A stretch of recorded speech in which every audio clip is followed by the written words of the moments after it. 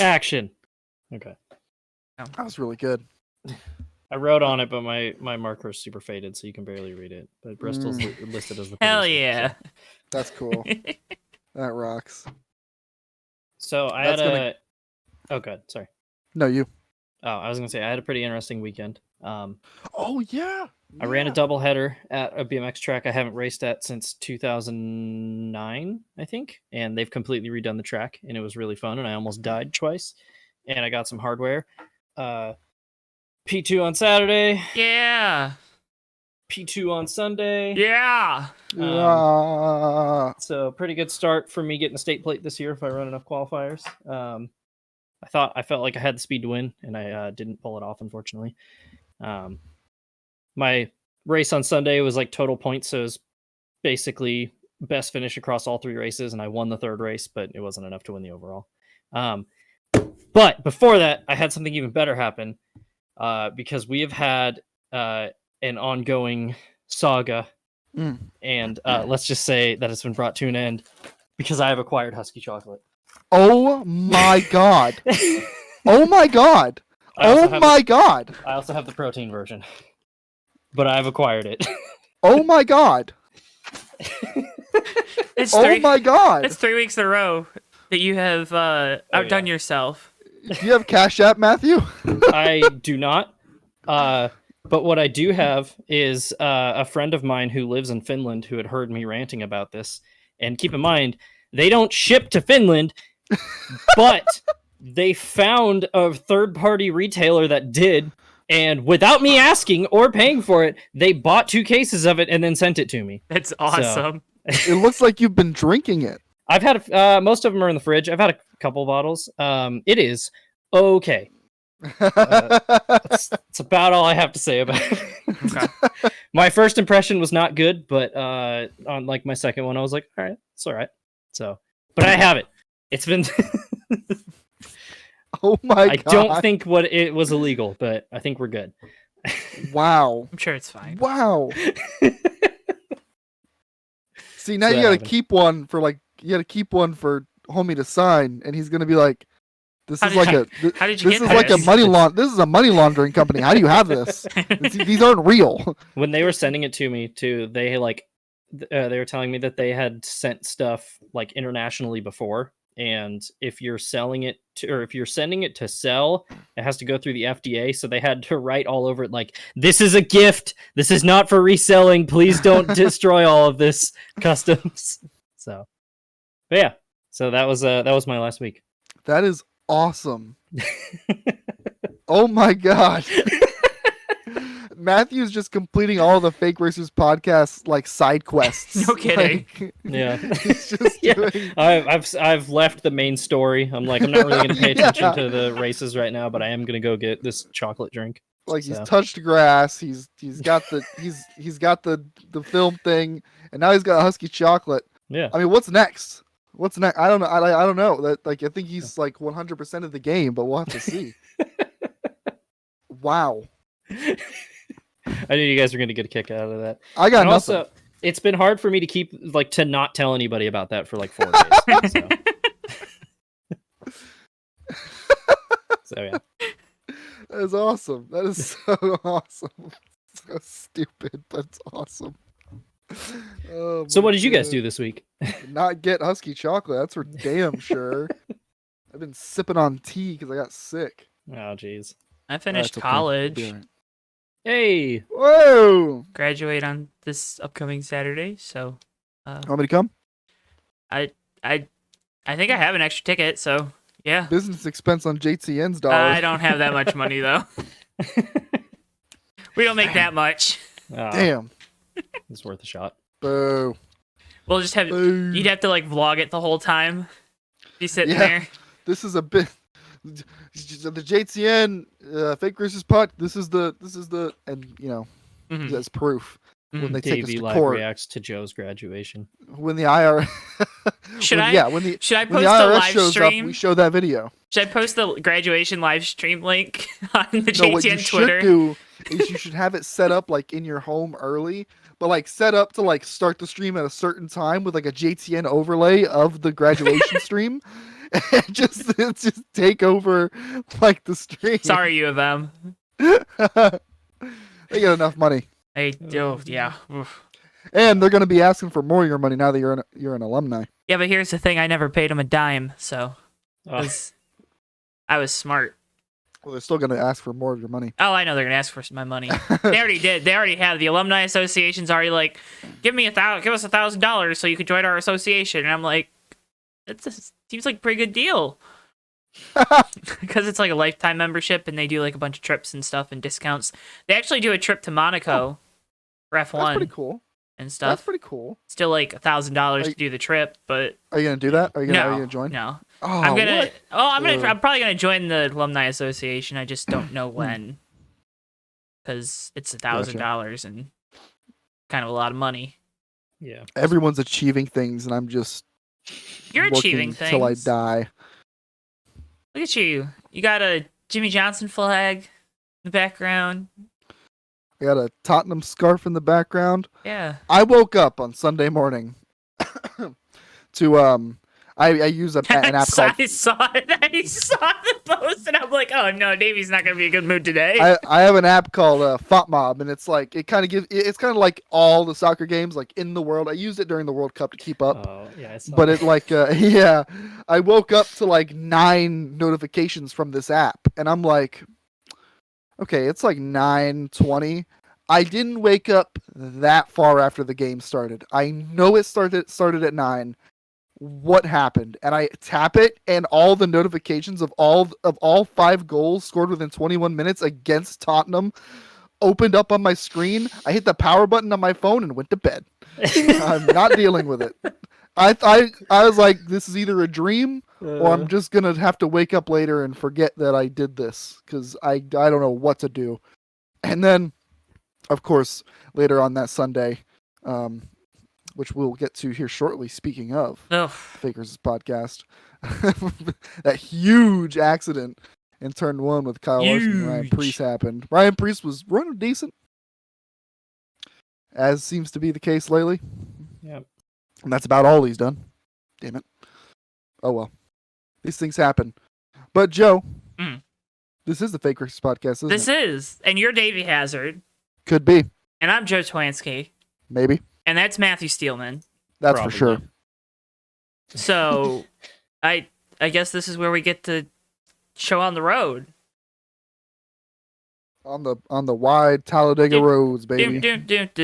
Kyle Busch able to come home with a victory. It's weird to hear Kyle Busch get cheered, especially at Talladega. Don't know if anyone else thought that was weird. I did. All he had to do was win in the 8 car, apparently. All he had to do was not drive a Toyota. Crazy. That's what it is. Yeah. But Kyle has enough fuel. Did not listen to his crew chief. Elected to just stay out anyway. He was just like, too late. I passed it. Whatever. But I don't really feel like it. That last restart, and we'll talk about. I got it as our next talking point. The last corner.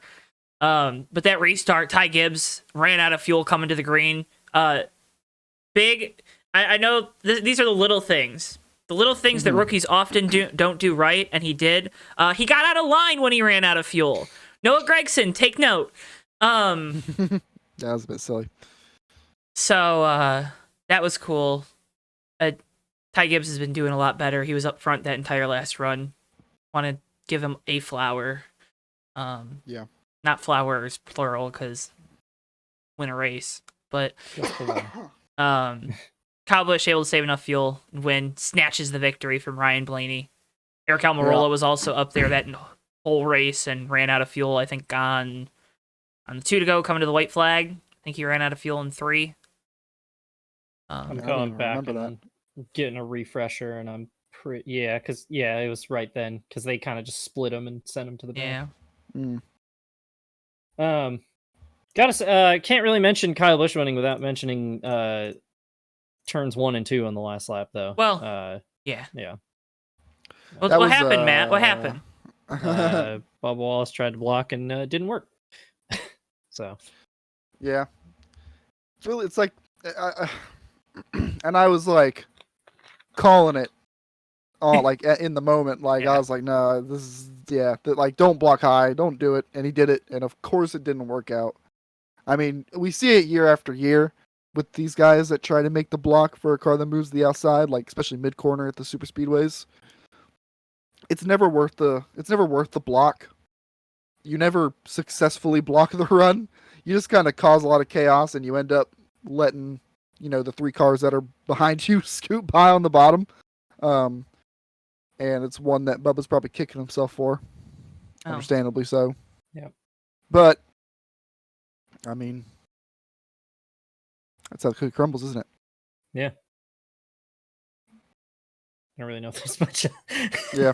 Hot takes about this. It just wasn't a smart move. It's hard in that moment, though, I feel like, behind the wheel to have the wherewithal and realize. Because, of course, if we're watching on TV, we can see the runs developing behind him. We can, right? Yeah. No. See, I know. Okay. So, why? I disagree because I think general rule of thumb is I've seen it happen. These drivers, I guarantee you watch more film of these races than I do, and from more angles. And I watch it on TV, and I know that I'm not blocking the outside move in the middle of a corner. And I know that's rich of me to say, like, who am I, right? But at the same time, like, I know in my brain I'm remembering that. That's a thing that I'm keeping in the noggin, and like, anytime I've done any form of racing otherwise, like, I remember those moments like that. Like, I know at 103rd Street in Jacksonville, the kart track that I raced at, if I go down into turn 1 and if I like dive in and clear the kart to my outside, he's going to cross me over. So I got to keep him to my outside through turn 2. I got to check my run, let him stay beside me. That way I can clear off of 2 and shut the door when we kind of hit like the next kink. You know what I mean? Like, those are things that you remember as a race car driver. And Bubba Wallace is smart. Bubba Wallace knows better than that. I'm sure he knows that he shouldn't have done that. I'm sure Freddie Kraft knows he shouldn't have done that. I'm sure we'll hear a lot about it on Door Bumper Clear.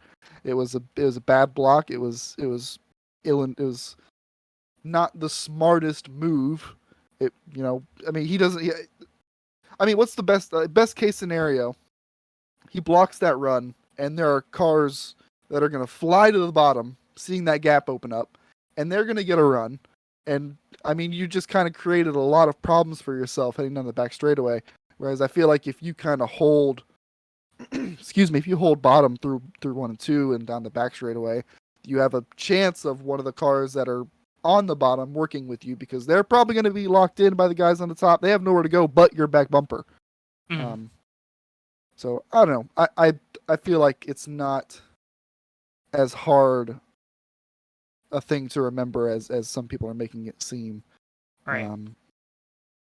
Of course, like the wreck and whatnot, that's different. Like once he got the contact, like those cars, they break loose so quick. They're gone. Yeah. Yeah. And so like that's a whole different story. But as far as like anytime pre-contact, I feel like Bubba's watching that back thinking I know better than to do that. Yeah. How much though? And I know you're not. I know you're not discounting it, but how much of that too is though it slips the mind when you're under that amount of pressure? I mean, we all know, we've all seen Bubba this year more than ever, especially with Reddick now in the 45 car, and knowing that there is, not that Kurt Busch wasn't, but there is an A-tier driver on your team. How much of it is in the heat of that moment, the immense amount of pressure that we know he puts on himself, that we've seen come to the forefront, how much of that is causing the mistake rather than just, not knowing better? I think that's 100% of it, and that's what I said. That's why I said I think he knows better. You know what I mean? Yeah, I think it's mostly just like an instinctual thing, because I mean I'm rewatching it right now, and it's Blaney's already tried to make a move to the inside. Blaney moves again, and he just instinctively, more than likely, just instinctively moves up to try to cover it, and it was one of those things that I was talking about this to one of the guys I was racing this week, and I was like, it's crazy how I've run literally thousands of BMX races in my life. And you can sit there and practice over and over and over and over again on the track, but as soon as the gate drops for an actual race, a lot of that goes out the window, and you kind of just go by feel rather than what you know. So I wouldn't be surprised if, Bubba were to say something like that too. So Is what it is. Hindsight's 2020. Oh, 100%. I also think part of the issue is he made the first block and the bump kind of got him all cattywampus down there into one. Yeah. Maybe just didn't, in the heat of the moment, in those 2 seconds, maybe not realizing the positioning of the car, maybe thought he was a little bit higher than what he really was, or there's a lot of things in that situation, and I want to be careful of saying that, oh, he should just know better. He should just know better. He should just know better. You know what I mean? Yep. Mm-hmm. I understand that. I also agree with you. Heat of the moment, especially Bubba being an aggressive driver. Team owner. Your team owners are there at the racetrack, and you're having a great run, and you haven't had a great season so far. I understand the feel that you need, the need to fill that hole, or the need to cover that move in a show of aggression or a show of I'm here. But again, it's just ill-advised, ill-timed, and like I said, I think it's not that I think he should know better. I think he does know better, and I do think that it was just once he probably won't ever do that again. Never make that mistake again. Yeah. That and you're gonna race differently, battling for the win than you are say 10th or any other position. So, that happens. I mean, I'm guilty of doing that in sim racing, where I make a lot more mistakes when I'm up front than I do when I'm 12th. So, sucks. Territory. It happens. So, if you're not making mistakes, you're not trying to learn. So, gotta make those mistakes. Just wish they don't happen in the big situations, right? Yeah. Fuel saves the race, according to Ryan Blaney. That was the reason why they were able to go 3 wide for a good portion of that last green flag run. I don't know how much of that I buy, because I know Ty Gibbs was not saving any fuel. Yeah. Because they showed his throttle trace and he was foot to the floor. Yeah. I kind of struggle to see the correlation. I get fuel. I understand him fun backing the field up. Yeah. But I don't think it makes it so a third line can develop, but I could be wrong. I don't. I just wanted to, because this was the best next gen super speedway race, right? 100%, yeah. Yeah, I don't know if correlation equals causation. Also, what the hell was with NASCAR Twitter's weird obsession with posting screenshots about them not racing 3 wide?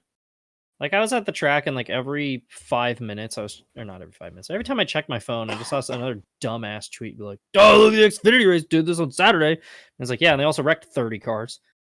So, I don't know. No, it's because Denny Hamlin said they would just be in 2 little freight trains the whole race on his podcast, so. Oh. I wasn't listening. It's just I don't know. I didn't get it. I haven't really had a problem with any of the next gen super speedway races. Daytona was a banger. The ending that race was tense as hell, and I thoroughly enjoyed it. I wasn't thinking the entire time man, I wish they were all bunched up 3 wide, not moving. I don't know. Darn, it really sucks that they're 2 wide, not moving. I wish they were 3 wide, not moving. Yeah. It's just a weird thing where I was why is this the hill though everybody's choosing to die on this week? I don't get it. Yeah, the next gen super speedway racing, I admit I have some issues with it. I think it's fine though. There's no glaring issues. Let's focus on the short track stuff first. You know what I mean? It's totally fine on the speedway. They could not change it on the super speedways, and I'd have no problems. Yeah, because it's been fine, in my opinion. I mean, this was the first race we actually had a big wreck. That really took out a bunch of cars. That wasn't because of rain. That wasn't because of... Okay, yeah. Sorry. I just got to put that qualifier in there, because that was the dumbest thing ever. Because that was a big-ass wreck, bro. Yeah. That wasn't the car's fault. Oh, man. So, yeah, I forgot about that. I don't know. I don't know if this is just because, teams are saying a lot. Do you know? You know? But maybe it's part of the teams kind of figuring things out a little bit more optimization, and there are a couple cars that were able to really kind of pull lines. The 43 was really, really fast, but for some reason they stayed at the back all day, and the one time they were up front, the caution came out, caught them out. The 9 seems on brand for Legacy this year. Yeah. Well, 42 was up there. He was fine. Yeah. Then he wrecked. But the 9 was really quick. The 9 was a lot quicker than the other Hendrick cars. I know Larson was up there, and Bowman was too. Didn't really see a lot of Byron, which is okay. Did you guys know it was Chase Elliott's return to Talladega? His first race at Talladega since the last Cup race at Talladega. It's his return to Dover this week. Oh, is it really? Where he won his first race at Dover? Last year, and he won. Oh, the last Dover race? Okay. Yeah. And he also just won the last Dega race before this one, so. I'm breaking into a cold sweat. That was, oh my God. So I don't have a problem with NASCAR hyping up Chase Elliott's return. I think they should market all of their drivers more, not just Chase Elliott. But like the fact that it carried over into this week, it was like, it's not special anymore. He's already back. He didn't miss a Talladega race. So everybody's returning to Talladega NASCAR, not just Chase Elliott. To be fair, this one was on over-the-air TV instead of basic cable, so yeah, it's just like it's such a weird thing. Yeah, so it is. Yeah, NASCAR I'm making my return to Oak Creek BMX this week, you guys. NASCAR used to remember. Do you guys remember the youth versus veterans, the young guns and veterans thing they did in like 2018, 2019, and then it was just all the old guys in the championship 4, and people like cried about that. Oh, why do we even do this marketing campaign? I wonder if maybe NASCAR's a little scared to do another driver-focused marketing campaign after that one. Don't know why. They're probably really scared after Kyle Larson said the gamer word. True. Imagine marketing a driver and he says some stupid crap like that again. Good thing you don't market their spotters, so. Oh my God. Oh man.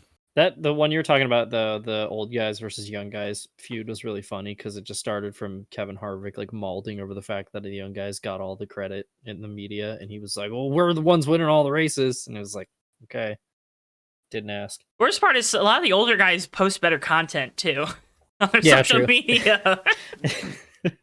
You're actually not wrong. Like, yeah, it's kind of funny. Eric Almirola does vlogs every week. I don't know if I don't watch him, but I see him pop up. But I mean, admittedly, Kevin Harvick's social media is the only one that I actively will check and see what's going on. I probably because like his kid's racing, he's got no shortage of things to do. But like, I don't even like Kevin Harvick, but I just watch it and it's like, yeah, okay, cool. Kyle Busch posting 420 content this last week, like that. Kyle Busch too, and because of that, which is I love how he's leaning into that sponsorship, man. But like guys like Ryan Blaney and Chase Elliott, we don't see too much. Ryan Blaney used to post good stuff. Yeah, it might be a Penske thing, but Joey Logano posts a lot of stuff. No, but Joey Logano. Here's the thing: Joey Logano is like I really want to cuss because it really sends it home, but I'm not going to. He's a dweeb. He's a dork. Joey Logano is a massive dork. Yeah. And Joey Logano's brand of social media is like silly and safe. Mm-hmm. Ryan Blaney would be cool, and you can't have cool because cool isn't good for sponsors. So I think Ryan Blaney's just sad. Like, would you want to be Ryan Blaney? Would you always want to lose in the big moments? Yeah, like nothing ever goes right. Kyle Petty's dogging on you in the media. You can't even win the All-Star race without everybody being like, that's a joke. When is he going to win? I don't know. Who knows? Like even this week, it was like, oh, he's in I mean, you had to know he wasn't going to win that race, though, when he's up there for 60 laps. Like, it's literally like got inducted to the Talladega Hall of Fame. Did he really? He did. Because he won there twice? What? Yeah. One of the times he had to absolutely body Eric Jones. Yeah. Yeah. Still mad about that. I forgot about that. That happened? Yeah, it did. Did it?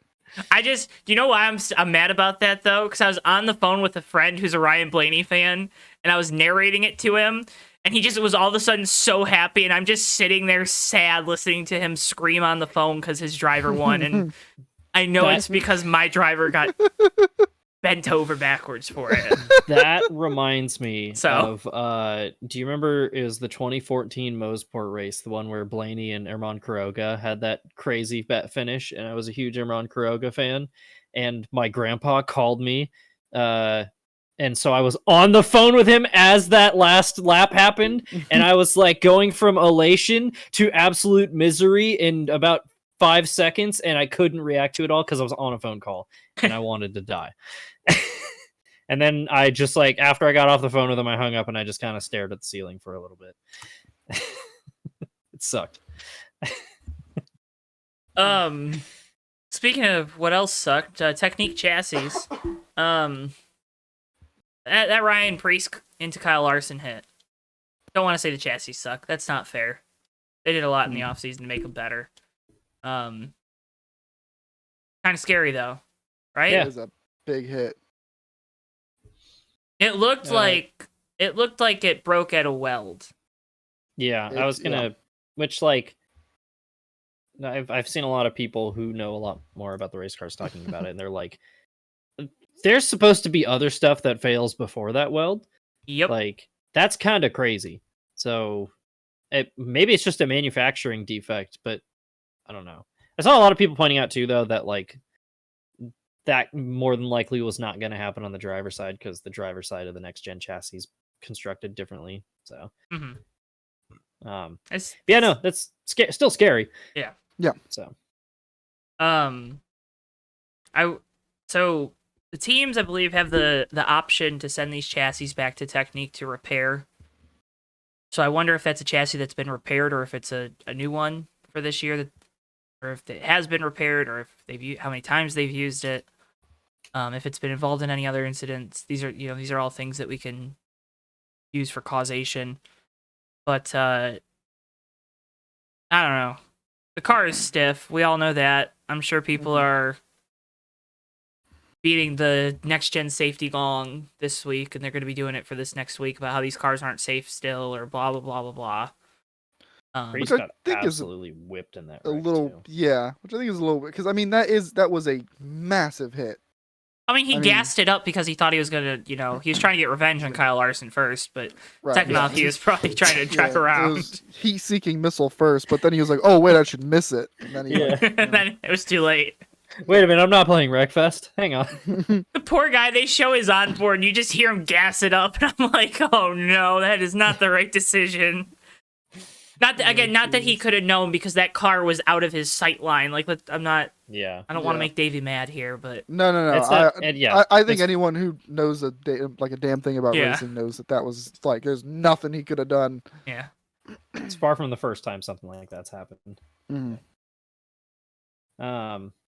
Yeah, no, it is definitely a little concerning though to see not only the roll cage like that basically fail, but also the way Ryan Preece just got whipped around that hard. So yeah, that onboard was brutal. The in-car was pretty brutal looking. I know the driver's gonna move, but that looked brutal. It just looked bad. Yeah. I agree. I'm not a doctor or a scientist, but maybe we should work on this. We've only been saying this for like a year. They are working on it? I hope so. Well, they have been. Like, hasn't got much better. I'm just saying. Angry. I get what you're saying. They're trying. They're trying. I know it's not an overnight fix, but it's a stupid slope, because the slope is just it. It's just like the one Chase Elliott broke his leg on. It's really steep. Probably shouldn't be riding on it. We're on a black diamond right now. Yeah. Shouldn't be doing that. Like, I know it's not an overnight thing, but like, we also should not be quiet when it happens. Like, right. I always worry about blowing things out of proportion, because if we blow something like this out of proportion, what are we missing? Yeah, we gotta be probably nothing with our massive reach that we have. The 20 people that are listening to this, we gotta make sure we don't influence them. We're not trying to brainwash them like we're Fox News or CNN or something. Yeah. Topical. We just dated this podcast, sort of. Speaking of which, we may or may not have a new person joining the Fake Racers podcast. Welcome. Come on in. Freshly signed to the JTN. Put Don Lemon and Tucker Carlson across from a table from each other for an hour every week and just let them talk. About NASCAR only, though. Yeah. You would have had some very strong opinions on the Bubba Wallace discussion earlier, probably. So he threw his Hans device. Don't do that. No driver has ever done that before, right, Joe? Definitely not your favorite driver. Oh, I hate him, man. Definitely throwing the Hans device. How dare he spit in the face of safety like that? Oh my god. I feel for the guy though, because Fox has that camera trained on him anytime something happens. Dude, yeah. They know what they're doing. Because it's good for views. Yay! Anyway, Joey Logano. We already did that kind of. Joey Logano got bumped by Corey LaJoy and forgot how to take a bump. So that was like one of the lighter bumps that I saw, and it resulted in a crash. It's just because where the cars are. Oh yeah, the car unloaded there. Yeah. I know, yeah, but it is funny to make fun of Joey Logano at super speedways. So there was also that wreck that he just like didn't lift for that he missed. He like punted somebody into it. I can't remember which wreck it was. He punted. Wasn't it Zane? It was either Zane or oh yeah, he like punted Zane into Austin Dillon. Like just like never even lifted. That took Austin Dillon out of the race. Austin Dillon finished last. RCR first and last. Yep. Hell yeah. So one I can't remember which episode it was, but we were ragging on Joey Logano for being bad at plate racing, and it just still true. It's crazy when he's not the leader, he isn't that good. Wow. Yeah. When they're not employing team orders in a package where, you know, the leader controls everything, like in 2016. Turns out he's not very good at this. Anyway. Jeb Burton, Gordon Anderson Racing, wins its first race. Jeb Burton wins his second. His first non-range shortened. I'm sure nobody remembers that race was range shortened. I'm probably giving him a lot of credit for it.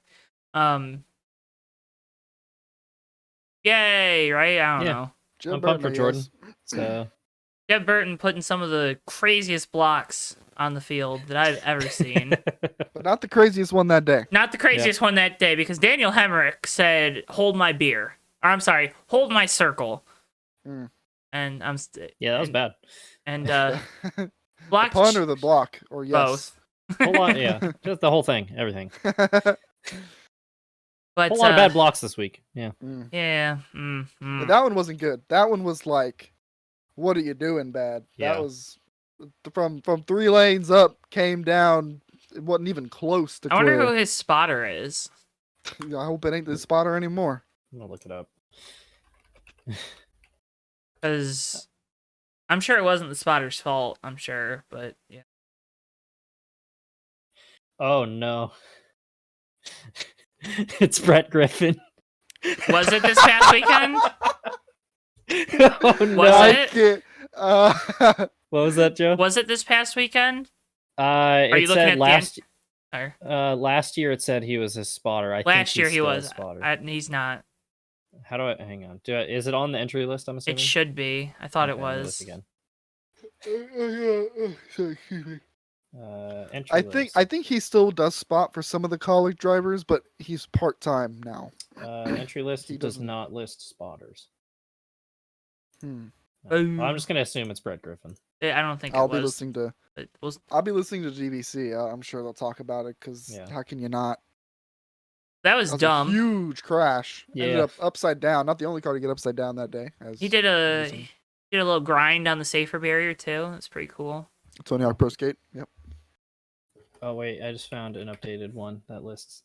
It's Jason Jarrett. Oh, okay, that's who his spotter is. Ooh. That's Dale's son. Dale. Okay, Martha. By the way, should probably not be spotting after that. If he called him clear, absolutely not. Yeah. Now, if he didn't call him clear and said one And also, inside. Daniel Hemrick came out of the car and he was talking about like, oh, I thought they'd give me a break. Yeah, that. Huh? What? What are you talking about? Driver going for first career win? Give you a break? Gonna say, not only that, but if you're Daniel Hemrick and all of the garbage that he's been through in his career, you should never assume that anything's ever going to give you a break at this point. Like, with how many awful breaks that he's had, and I'm not going to excuse everything. He's not been very good for the last year and a half. Just don't assume that anything's ever going to work out in favor of you. Or also, like, if you're Daniel Hemrick and you like just got done wrecking the 48 car at the start finish line at Atlanta, yeah, in a much less egregious circumstance, it's the same thing that happened in the August Daytona race last year. He got to the lead and then literally half a lap later he got turned from the lead, and it was like, yeah, this happens, Daniel. Just don't ever try to take the lead. It doesn't work out. Not for him. Yeah. No, that was big wreck. Then he plowed into the 21 while he was on his roof. Yeah. God, use your brakes, Daniel. What are you doing? I did see some people, like, before I saw the replay, I saw people in the USRL server saying that, and I was like, what did he do? And then I looked up, I was like, oh, okay. Yeah, like upside down, just like rammed like 3 cars. It's quite funny. Yeah. So thankfully everybody's okay, by the way. Want to make that everybody's okay. Not often somebody hits the catch fence and you can make jokes about it. Hey, I don't think he actually hit the catch fence. I think he took out close. the camera. Or something took out the camera. He took out the camera, but he was like riding up on the safer barrier upside down. Oh, okay. So it was He probably probably like knocked off bumper. some of the rust. Yeah, but I don't think they had to. I don't think they replaced the catch fence at all. So yeah. Don't. Yeah, not the only flip of the day though, which is first time that's happened in a hot minute. No, yeah, Blaine Perkins had a wild wreck down the back straightaway. It was scary. He just released a statement like a little bit ago. Ooh, what was? I didn't see it. I believe he's out of the hospital and stuff. So. Yeah, I think I saw it. I can't remember what it was, but he was basically good. like, "Hey, I'm good. Don't worry about me." Looks forward to also, get back I think in the car. I think it was Kaz Gralla who yard sailed that tire off his car. Oh, Davey's audio's crackling. Oh, is it? What the hell? Mm-hmm. Cable might be loose. Yeah, Kaz Gralla took a tire to I think the windshield and sent that into the over the fence on the backstretch. So pretty wild. Wait, the tire got sent into the infield? Or no, I think it went over the backstretch wall, I think is what it did. Oh. Yeah. That's dangerous. Just straight yeeted it, yeah. Yeah, I don't want people to think we're like pro like crazy dangerous racing or anything. Yeah. Make sure we get our story straight. Am I still a Kit Kat bar? Nope, you're good. No, you're good. Oh, hell yeah. Kaulig versus the World. Jeb Burton decided to go after Chandler Smith in post-race comments, I think, apparently. Yep. Yeah, I saw that, and I think it was Chandler like clapped back at him or for saying that, and everybody was like, I mean, they did directly ask him about it, so I don't know. It's just like a weird feud. I think there's still some hurt feelings between Jeb and Kaulig. Oh, he is definitely, because he was mad last year about it all year. Yeah. Because they told him, oh, you're out of the 10 car because Nutrien's leaving. Then all of a sudden, Nutrien was on the 16 full time. Yeah. They were still there, and somebody else was in his car. Yeah. Yikes. Matt DiBenedetto vibes. Yeah. Gross. We're going to give you a 1-year contract to prove it. Go prove it. And then wet fart of the season. Yeah. Wonders why they get replaced. Yeah, that was so confusing because like he won a race too. Like he won a Talladega. Yeah, Jeb showed a lot of like when he was in the Truck Series, dude was killing it originally. Like he had like 2 or 3 years in the Truck Series where he looked like an absolute stud, and then had so many times where sponsors fell out from under him. Happened again a couple years ago. So I kind of don't blame him if he's a little bitter, but it is kind of off-putting. But I don't know. I'm pumped for him and Jordan Anderson. So, he's been doing an awesome job this year too. That whole team has. I know they're like big RCR affiliate. I'm pretty sure, but yeah, so they've been doing an awesome job. That was Talladega. Them boys were raised up, you know. Yep. They had whiskey in their glass.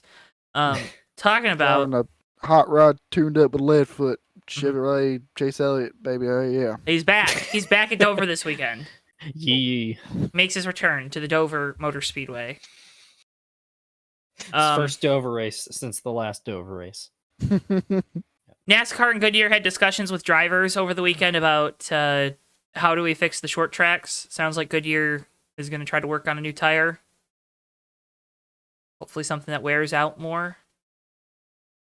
Yeah, I think some of the talk was that I guess I understand this. NASCAR Goodyear we're bringing conservative tires for the first year of next gen. You know, whether that's true or not, it's at least makes sense. Well, it makes sense because anytime there was a tire failure last year, everyone talked about how bad the Goodyear tires were. And anytime there wasn't any tire wear, they said how bad the Goodyear tires were. So what do they do? Well, that was mostly the drivers. I feel like, generally speaking, like most of anyone that wasn't in the industry. I mean, I remember blaming teams and whatnot for. No, Yeah, I know. But for the everyday Joe, not me, but the everyday Joe. The other Joe. Yeah, you're a once a day Joe. Exactly, once a day. Take me once a day. That's why you listen to this show and you watch our live streams. Yeah, you know, the memories of the 2008 Brickyard come up, where that was an absolute fail. That was a failure, right, on Goodyear, because they did not push hard enough for a test with the COT at Indy, and that is why that experiment did not work. They have tested this car. They should know the limits by now, especially after a year with good data, and should be able to make something better, as you pointed out, coming the track's more conservative last year. Maybe it could push some things this year. We saw how good the tires for the trucks, the wet weather tires were. Was had a lot of fall off, so that was good. So, yeah, I don't know. We'll see what Wilkesboro looks like, right? That's our next short track. But you hear a lot of different things, especially coming from the tire tests. Like I think it's Drew Herring. It was Drew Herring, yeah. He does the Toyota. And he was talking about like how touchy the throttle is after so long on the next gen Northbrook, which is cool. So I hope they don't change much, because that sounds awesome. Yeah, it'd be funny if it rained though. Oh, I know. You guys are trying to manifest that so hard, and I'm like, because it'd be funny. Oh, I know. It would be funny, but it would also be sad. Are there any practice sessions for the All-Star? Or I would assume so. I want it to rain for like one of them. Okay. I'll be happy with that. It does seem on brand for NASCAR to be like, hey, it's the first time we ran here in 30 years. And they're like, do we get any warm up? And they're like, no. What you mean, warm up? Oh my God. Remember when they ran the Daytona Road Course for the first time and they got mad at, who was it? DGM for taking an SCCA car down there? I do remember that. Yeah. Or no, it wasn't even that. It was they entered one of their cars into an SCCA. But it was they entered a stock car. But it was SCCA legal, and it wasn't technically. Yeah. Yeah. Good old NASCAR. Which, by the way, is awesome. It's cool. It's cool when a not Hendrick tier team does it. Yeah. It's cool when they're not trying to hide it. When they're not trying to hide them cheating. I like cheaters that are at least like open about, hey, we're cheating. Like, hey, are you guys breaking the rules right now? And they're like, yeah. Catch us. Tell us what we're doing wrong. You can't. Yeah. You won't. It was like, do you remember the paint schemes with the OSS with the Gen 6 cars? It was like 2017-18, where all of a sudden had these random black graphics on the rear quarter panels. It was like, are you doing that to fool the inspection? And SHR was like, yeah. Uh-huh. Try and stop us. Why do you think Truex is blowing out his rear tires when he does a burnout? You gonna tell us to not have black on our paint schemes? This was approved by the sponsor. Yeah. Right here. All of a sudden, the Smithfield car got worse looking because it just had a random L. Well, that's like the reason why Hendrick started doing the A-pillar stuff is they were layering like clear coat on Jimmy Johnson's A-pillar there, and they were like, "Hey, knock that off!" And they're like, "Okay, well, we're just gonna build it into the paint scheme, so now we have a reason for there to be stuff layered there." Try and stop us now. That's the fun kind of cheating. Yeah, that is the fun kind of cheating. Not the Louvre kind of cheating. That's not fun. Don't mess with my single source parts. I'll have to find the video or who made it, but there's this awesome video about how Zach Speed, which is like the sports car team, had a Viper that they ran at the 24 hours of the Nürburgring for like 10 years after they stopped racing the Viper. And it was so dominant that they would just change the rules every year. And next year, Zach Speed would just come up with like a different loophole that they were blatantly exploiting. And they did this for like a decade. Until I think they just finally outright banned the Viper, and they were like, "Get the hell out of here, knock it off." Which rocks. Yeah, they're like, "Whatever, we're just still gonna show up with a V10. You can't stop us." Ew. Yeah. So yeah. be cool when you cheat. Don't be weird. Yeah. Don't be weird. That's the one rule. We need to put that on a T-shirt. Don't be weird. Don't be weird. With a little, and then like the periods, the little Fake Racers podcast logo. Yeah, I agree. Got it. All right. That's a dope shirt idea. Thanks. Just came up with it just now. Yeah. Just riffing, dude. Just this freestyling. Is little do they know, this isn't the Fake Racers podcast anymore. Where they've transitioned to the JTN media meeting. Yep. We're in a media scrum. We'll take questions now. We're brainstorming. From the crowd. Got a question? Raise your hand. You. Make sure name and affiliation. I couldn't think of anything. I'm sorry. I was trying to think. I was trying so hard to think of a joke question to ask. Yeah. I almost had it. Should I do press conferences after the broadcast? Imagine if there was a press conference for JTN and I raised my hand like, Davey, how's your JTN?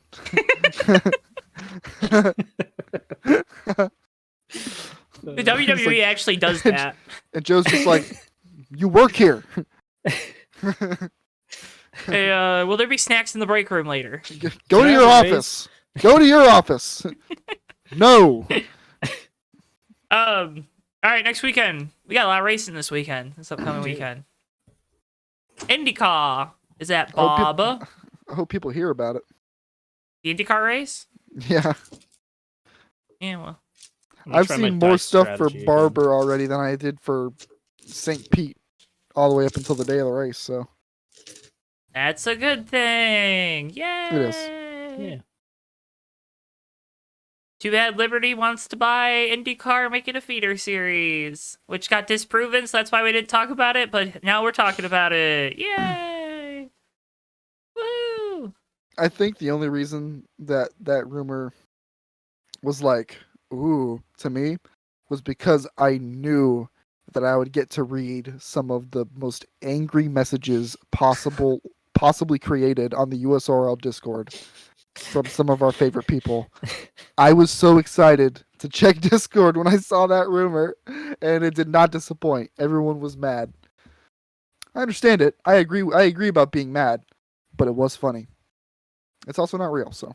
Yeah, I don't see that happening. Because Liberty would get rid of the Indy 500, right? Like, they'd just be like, nope.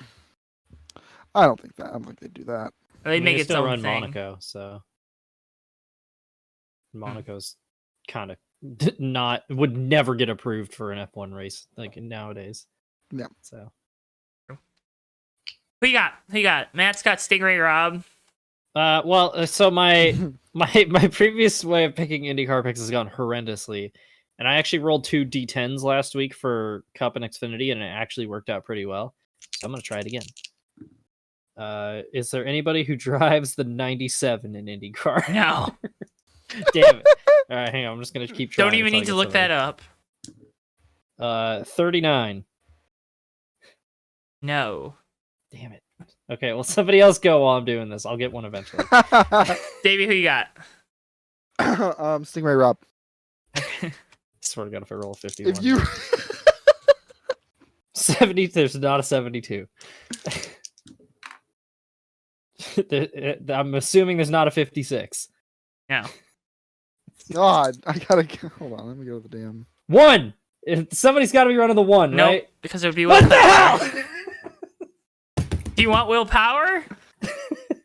No, it doesn't count. No, it doesn't count. I'm taking willpower. I rolled the 1 again. I'm taking willpower, so. There's not a 53. Yeah, I'm just taking willpower. Okay, well, I guess I'm taking a disaster. just Newgarden. All right, cool. And keep taking Newgarden every week. This is the worst. I rolled 97 again. How do I keep rolling the same numbers? All right, Xfinity Series from Dover. Who you guys got? I'm gonna go John Hurney, check. I know there's a 42 car. Hang on. Pretty sure it's an MBM car. 42. My pick is no. There's not. Why? I'm gonna take Josh Berry. Oh, I rolled a 26. I'm taking Casgralla. Oh and the my Cup God. Series. Davey, who you got? Oh God. Ross Chastain. Ooh. I rolled a 41. Give me Ryan Preece. Wow. Atta kid. I'm gonna take Chris Buescher. You rolled a 41, and you want Ryan Preece, but what you're gonna get is 4 tire stops. So. Oh, true. Yeah. Give me that Chad Johnston strategy, baby. Hey, at least Ryan Preece got a different crew chief than who Cole Custer had. You know, at least it's someone different. I almost don't know if I prefer that or not. Granted, Mike Shiplett was suspended indefinitely by NASCAR for trying to manipulate a race last year after the Roval. So, Oops. Why did I just draw a blank on that? Oh my God. you don't remember that?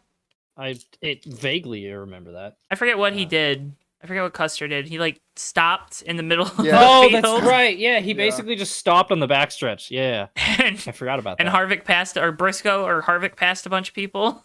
I think it was Briscoe. Yeah. Yeah. What was I gonna say? Oh yeah, Chad Johnston. I mean, he paid for all those tires. He's gonna use all the tires. I'm telling you. So it's just not being wasteful. Does he not know about refunds? Have you ever heard of store credit? Never give Chad Johnston a gift receipt. Yeah. He wouldn't know what to do with it. It's like, what even is this? All right, folks. Well, that's the Fake Racers podcast this week. Davey's going to be qualifying for the Gen 4 World 600 tomorrow. So hopefully he's in it on Wednesday. The show will come out on Tuesday. So, I don't know if are they live streaming qualifying or? I think so. It sounded like it. Yeah, on Eraser GG, I think. Yeah. On Twitch. I'll send links on my social media outlets and whatnot. Which are Davey Hazard Twitter. That's pretty much the only place you'll get it. I'm not going to do the other ones. I have a headache. Okay. At D7H5 with an ER at the end on Twitch. At D7H5 on Instagram. And Davey already says Twitter, so. You didn't have to do that, but I appreciate you. No. You're not going to stream? You're going to stream your perspective? Nah. If you make it's a broadcast. It's a broadcast. It'll be fun. I appreciate folks that don't. I used to be like, oh, yeah, go for it. Stream your perspective if you're racing in the race for broadcasting. No. Don't do that. Don't. Take my viewers away. Get some help. Matthew, they can find you at at mstealing51 on Twitter. And remember, you can follow at Fake Racers on Twitter, where Davey will hopefully be able to make the post this week, and also post funny memes as we get them. Last week's was amazing. Good memes. And then at Johto Network, Twitter, Facebook, TikTok, Instagram, twitch.tv/Johto Network.